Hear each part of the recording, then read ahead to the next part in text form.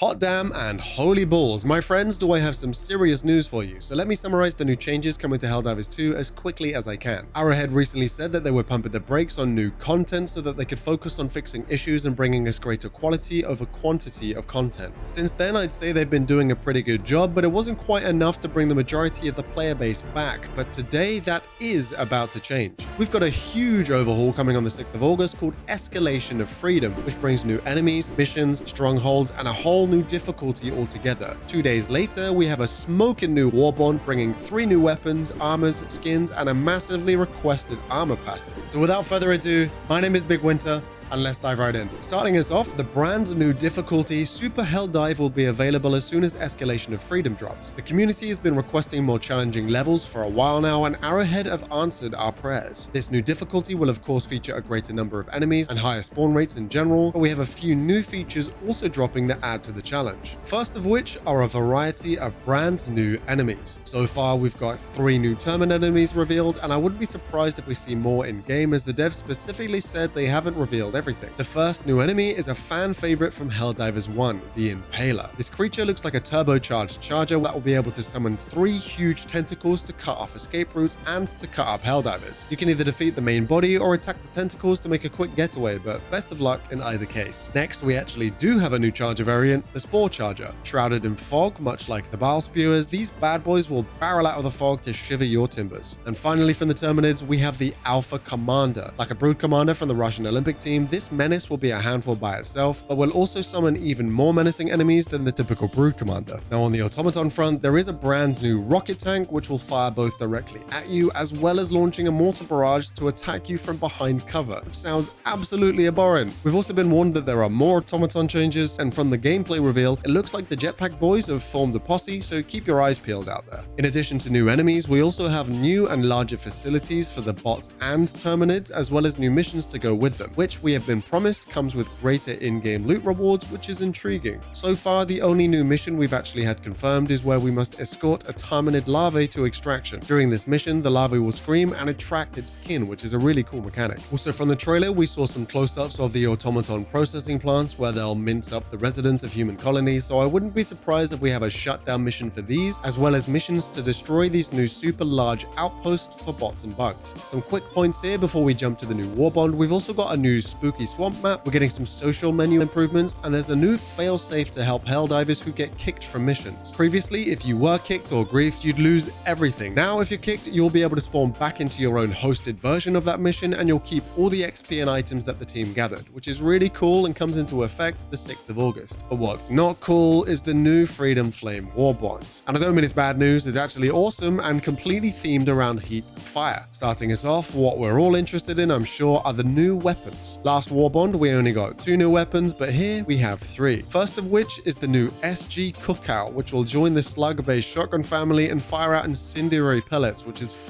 awesome. And if this wasn't hot enough, we've got the first primary flamethrower making its way to the game, the Flam 66 Torture. I imagine it won't pack quite the same punch as the Stratagem flamethrower, but this does allow that slot to be used for something like the Spear or the EAT. Finally, on the new weapons, we've got a pocket version, the P72 Crisper, a new secondary flamethrower which will be absolutely making its way into my loadout. Probably will be so weak compared to the Torture, but I just don't care. Pairing with these new fiery weapons are 2 new saucy armor sets, one which looks to be light and one which looks to be heavy. They look as though they should be fire retardant, and the new armor passive they both feature reflects this. With these armors, we'll have a 75% resistance to fire, so burn the bugs to your heart's content. And if this wasn't enough fire already, the new Firebomb Hellpod booster will allow Helldivers a really aggressive new approach which will ignite the landing zone on top of the insane penetration damage. So have fun, friends. We'll also of course get some new capes, banners, and the new title Fire Safety Officer, which is hilarious, but what's pretty damn cool is the new orange and black themed skins for the Hellpods, Pelicans, and Exosuits. But that's it for the video. I tried to summarize all these changes as fast as I could, so like and sub if it was helpful, I'd really appreciate it. Let me know your thoughts in the comments, and I hope to see you out there spreading democracy. But until next time,